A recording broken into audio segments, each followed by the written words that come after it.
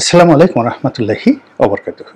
সম্মানিত দর্শক, Donald Trump আমেরিকার রাষ্ট্র ক্ষমতায় আসার পর ডক্টর মোহাম্মদ ইউনূসের সরকারে রীতিমতো একটা অস্থিরতা এবং আতঙ্ক শুরু হয়ে যায়। যথেষ্ট কারণ আছে। তার মধ্যে প্রধানতম কারণ হলো যে ডোনাল্ড ট্রাম্পের এবারের যে বিজয়টি আমেরিকার ইতিহাসে ব্যতিক্রম।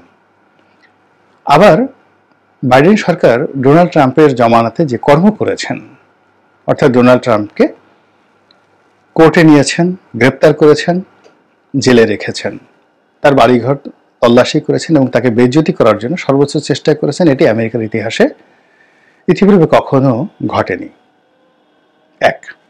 দুই নম্বর হলো, যখন ডোনাল্ড ট্রাম্প এবং মিস্টার জো বাইডেন সর্বশেষ নির্বাচন প্রতিদ্বন্দ্বিতা করলেন, সেখানে নির্বাচনের পরপর ডোনাল্ড ট্রাম্প তার কর্মী বাহিনীর মাধ্যমে অনেকটা বাংলাদেশি কায়দায় যে সন্ত্রাস চালিয়েছেন, ওটাও আমেরিকাতে হয়নি কখনো। ফলে ডেমোক্র্যাটরা সবসময় একটা ভয়ের মধ্যে ছিল যে ডোনাল্ড ট্রাম্প ক্ষমতায় যদি আসেন, তিনি এই বাংলাদেশের আওয়ামী লীগ বিএনপির মধ্যে যে দ্বন্দ্ব সংঘাত, এটির চেয়েও বেশি করে আমেরিকাতে ভাতৃঘাতী সংঘর্ষ তিনি শুরু করবেন। তিনি জিয়েদি, তিনি মিথ্যাবাদী এবং তিনি বিগত সরকারের আমলে কতবার মিথ্যা কথা বলেছেন এটাও কম্পিউটার দিয়ে তারা বের করে ফেলেছে। একেবারে চোখে মুখে তিনি মিথ্যা কথা বলেন। তিনি ব্যক্তিগত সম্পর্ক মেনটেন করেন এবং যখন যা ইচ্ছা তাই তিনি করেন এবং মুখ ফসকে নয়, ইচ্ছা করেই তিনি বিতর্ক তৈরি হয় এমন কথা তিনি সবসময় বলে বেড়ান। তো তিনি ডক্টর মোহাম্মদ ইউনূস সম্পর্কে খোঁজখবর নিয়েছেন, তার সম্পর্কে কটূক্তি করেছেন এবং সেই যে গ্রামীণ ব্যাংকের অমুক অমুক হিলারি ক্লিন্টনকে যে টাকা দিয়েছিল, যেভাবে শেখ হাসিনা জিজ্ঞাসা করে, ওইভাবে তিনি ডক্টর মোহাম্মদ ইউনূসের খোঁজ খবর নিয়েছেন নির্বাচনের আগে। তো কাজেই নির্বাচনের পরে তিনি ক্ষমতায় যখন আসীন হলেন, সঙ্গত কারণেই ডক্টর মোহাম্মদ ইউনূসের ব্যাপারে খোঁজ খবর তিনি নেবেন এবং কতটা কঠোরভাবে নেবেন তার প্রমাণ আমরা দেখতে পেয়েছি গত কয়েকদিনে।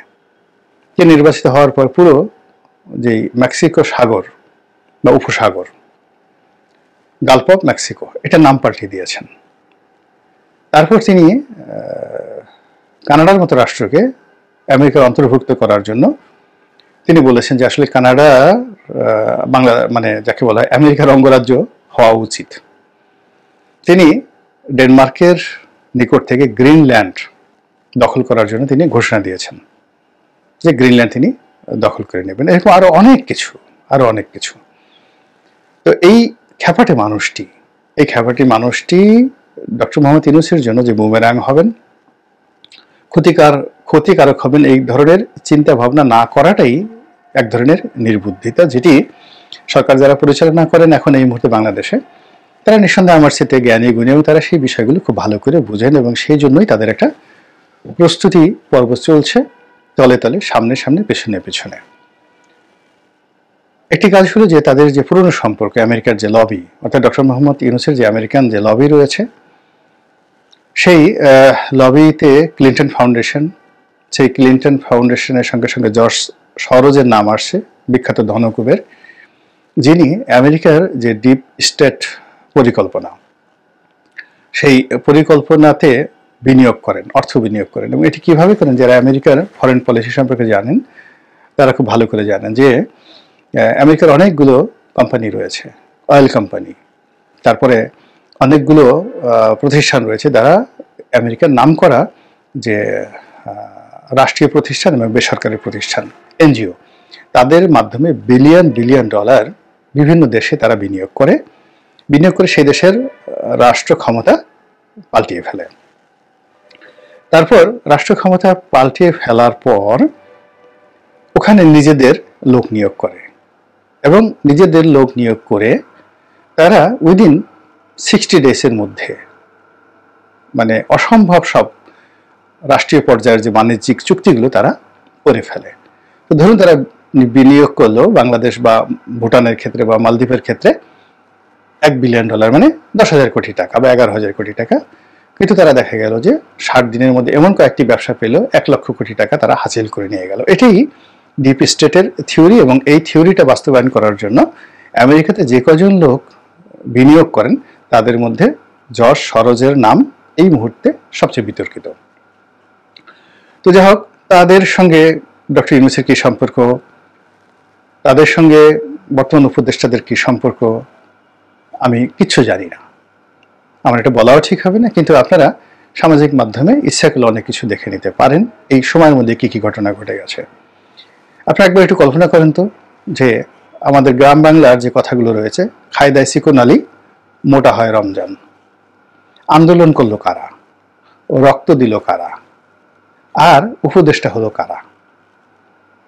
এতেই বুঝবেন যে এই সিলেকশনগুলো কোত্থেকে এসেছে, কারা করলো। এই আন্দোলনের সঙ্গে সেই যমুনাতে যারা বসে আছে, কেউ বিশেষ সহকারী, কেউ অমুক অমুক থমুক, মানে ইত্যাদি যে পদ পদবীগুলো একেবারে ম্যাটিকুলাসলি হয়ে গেল 24 ঘন্টার মধ্যে, কারা এই তালিকাগুলো দিল। আমরা বিএনপির লোক, আওয়ামী লীগের লোক, জামাতের লোক, তারপরে শেষে অন্যান্য যারা রাজনৈতিক লোকজন আছে, সব টাসকি খেয়ে গেলাম।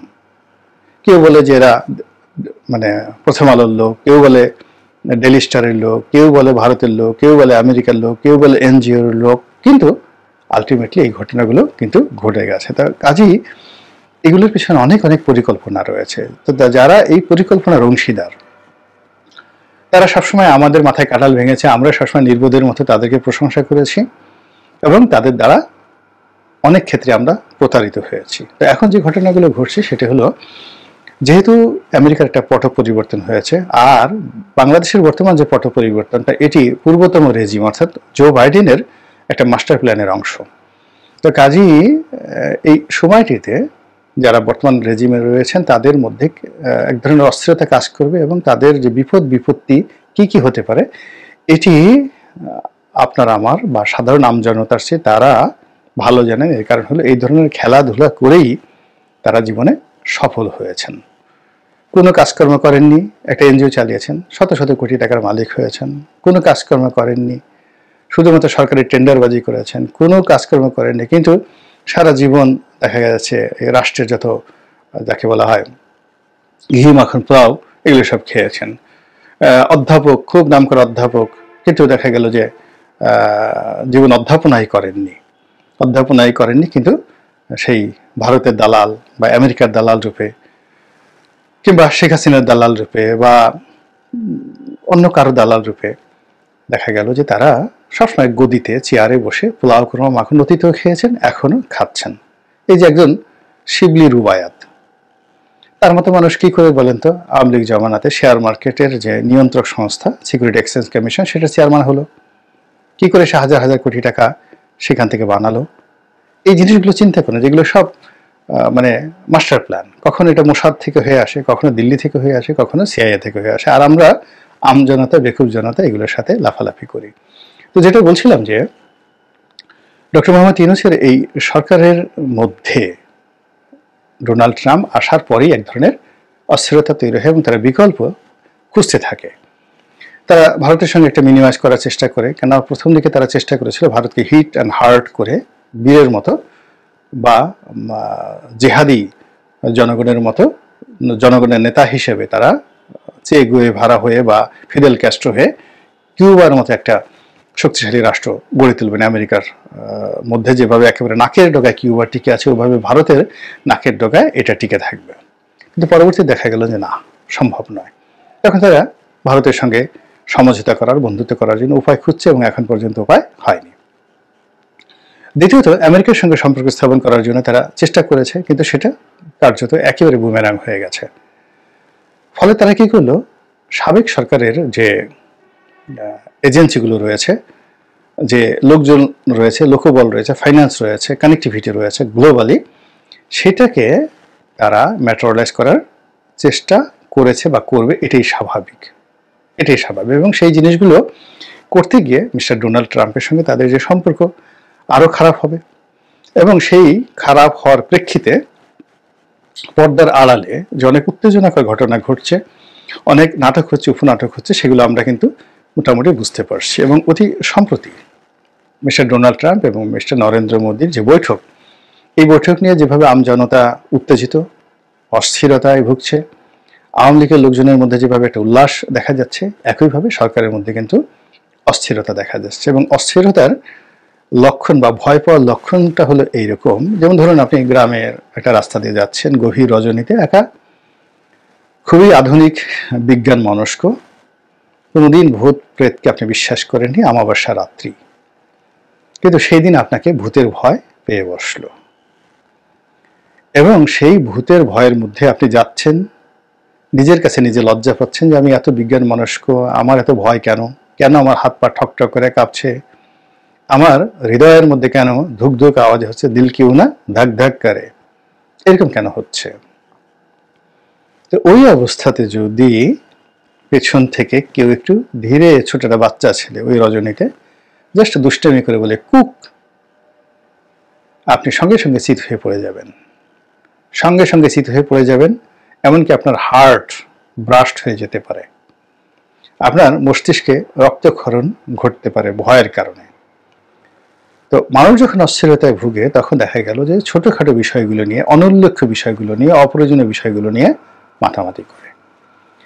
সরকারের মধ্যে যদি স্থিরতা থাকতো, আত্মবিশ্বাস থাকতো, সরকারের জনপ্রিয়তা থাকতো এবং সরকারের যদি লক্ষ্য স্থির থাকতো, তাহলে মিস্টার মোদি কি বললেন, ডোনাল্ড ট্রাম্প কি বললেন, ওগুলো নিয়ে তার একটু মাথা ব্যথা হতো না।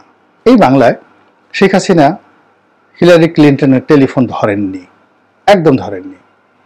আর হয়রাল দেখা যাচ্ছে যে আমাদের ডক্টর মোহাম্মদ ইউনূস একজন রাষ্ট্রদূতের সাথে তিনি বৈঠক করতে গিয়ে যেভাবে কাচুমাচু করেছেন, আমেরিকা রাষ্ট্রদূতের সঙ্গে বৈঠক করতে গিয়ে, কিংবা যশ সরোজের ছেলে যখন আসলো তার সঙ্গে বৈঠক, কিংবা অন্যান্য IMF এর কর্তাদের সাথে তার বৈঠক, ওখানে তো আপনি বডি ল্যাঙ্গুয়েজ দেখলে বুঝতে পারবেন যে তার আত্মবিশ্বাসটা কোন পর্যায়ে রয়ে গেছে। এই ধরনের লোকজন গত 15 বছরে শেখ হাসিনার দরবারে ঢুকতেই পারেনি।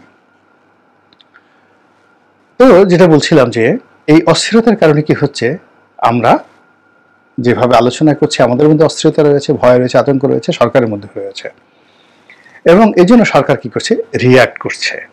কি রিয়্যাক্ট করছে? ডেইলি স্টার বাংলা, মানে ডেইলি স্টার ইংরেজি পত্রিকা, এটার একটা বাংলা ভার্সন রয়েছে অনলাইনে। তো সেখানে সেই নরেন্দ্র মোদী এবং ডোনাল্ড ট্রাম্পের বৈঠকের বিষয়বস্তু নিয়ে একটি রিপোর্ট করা হয়েছে বাংলায়, এবং সেখানে বাংলাদেশের বিষয়টি নরেন্দ্র মোদীর হাতে আমি ছেড়ে দিলাম এরকম অনুবাদ করা হয়েছে। আর এটা দেখে শুনে সরকারের যারা কর্তা ব্যক্তি খেপে মেপে একেবারে রীতিমতো অস্থির, এবং তারা ভার্ব শিখাচ্ছেন, অ্যাডভার্ব শিখাচ্ছেন, প্রিপোজিশন শিখাচ্ছেন, এটার ইংরেজি অনুবাদ এই, ইংরেজির এটার বাংলা অনুবাদ এই হবে। ডেইলি স্টারের মতো একটা পত্রিকা এখনো তারা ইংরেজি থেকে বাংলা অনুবাদ করতে শিখে নেয়, এরকম নানা রকম কথাবার্তা তারা বলছে। এটা মূলত ভয় থেকে এবং অস্থিরতা থেকে হয়। নরেন্দ্র মোদী কি বলল কিংবা ডোনাল্ড ট্রাম্প কি বললো বাংলাদেশের ব্যাপারে, এই নিয়ে তো আমার মাথা ঘামানোরই দরকার নেই, কোনো অবস্থাতে মাথা ঘামানোর দরকার নেই, কিন্তু আমরা ঘামাচ্ছি বিকজ আমরা ভিতরে ভিতরে ঘামছি। এই গেল একটা। 2 নম্বর হলো যে এখানে দেখবেন যে এই বৈঠকের পর রাতারাতি যে সরকার তারা দুটো কাজ করেছে। প্রথম কাজ হলো ডিসেম্বর মাসে নির্বাচন হবে এরকম ডক্টর মোহাম্মদ ইউনূস একটা ঘোষণা দিয়ে এসেছেন দুবাইতে বসে, যখন এই বৈঠক চলছিল নরেন্দ্র মোদী এবং যাকে বলা হয় নরেন্দ্র মোদী এবং ডোনাল্ড ট্রাম্পের, ঠিক সেই সময়টা তিনি দুবাইতে বসে বলেছেন যে ডিসেম্বর মাসে একটি নির্বাচন হতে পারে। এবং সেখানে খুবই একটা বিব্রতকর প্রশ্ন তাকে করা হয়েছে যে মিস্টার ইউনূস, আপনি শান্তিতে নোবেল পুরস্কার পেয়েছেন এবং এই মুহূর্তে আপনি রাষ্ট্র ক্ষমতায় আছেন, আপনার সময় বাংলাদেশে যে অবস্থা চলছে, তো আইন শৃঙ্খলা ভালো চলছে না, আপনাকে লোকজন পছন্দ করছে না, আপনার সবকিছু এলোমেলো বা লড়র ভড়র, ইংরেজিতে আপনি দেখবেন যে আমরা বাংলা অনুবাদ করলে ভাবার্থে এরকম বোঝায়। তো এইগুলো দেখে কি আপনার কোনো অনুশোচনা হয় না, অপরাধবোধ জাগে না? রিগ্রেট, ইংরেজিতে রিগ্রেট শব্দটি ব্যবহার করা হয়েছে, এগুলো দেখে কি আপনার কোনো রিগ্রেট হয় না? তো সেটার উত্তরে ডক্টর মোহাম্মদ ইউনূস কি বলেছেন আপনারা একটু শুনে নেবেন। প্রাসঙ্গিক হয়নি, এবং এর চেয়ে যাকে বলা হয় বিশ্ব মঞ্চে বসিয়ে এরকম একটা গ্লোবাল প্ল্যাটফর্মে একজন সরকার প্রধানকে উঠিয়ে এই ধরনের প্রশ্ন করাটাই রীতিমতো অবমাননাকর। উত্তর দেওয়া তো পরের বিষয়। তো যাই হোক, এই পরিস্থিতিতেও তিনি সেই ইলন মাস্কের সাথে কথা বলে চেষ্টা করেছেন যে তার যে বাংলাদেশে তার যে ইমেজটা আছে জনগণকে একটা বুঝ দেওয়ার তিনি চেষ্টা করেছেন, এবং সেটা ব্যাপকভাবে প্রচার করা হয়েছে যে ডক্টর মোহাম্মদ ইউনূস ইলন মাস্কের সাথে কথা বলেছেন। কেন বলেছেন, কি বলেছেন, এগুলো নিয়ে এখন আবার রীতিমতো ট্রল হচ্ছে। যাই হোক, দ্বিতীয়ত যেটা হচ্ছে, তিনি বাংলাদেশে এসেই তৈ ঘড়ি করে, একেবারে তার শরীরটা তো আসলেই ভালো না, অসুস্থ মানুষ, বয়স হয়ে গেছে, তো এই শরীর নিয়ে তিনি সেই রাজনৈতিক দলগুলোর সঙ্গে বৈঠক করেছেন এবং তিনি একটা কমিশন করেছেন, ঐক্যমত্যের কমিশন, যে কমিশন তিনি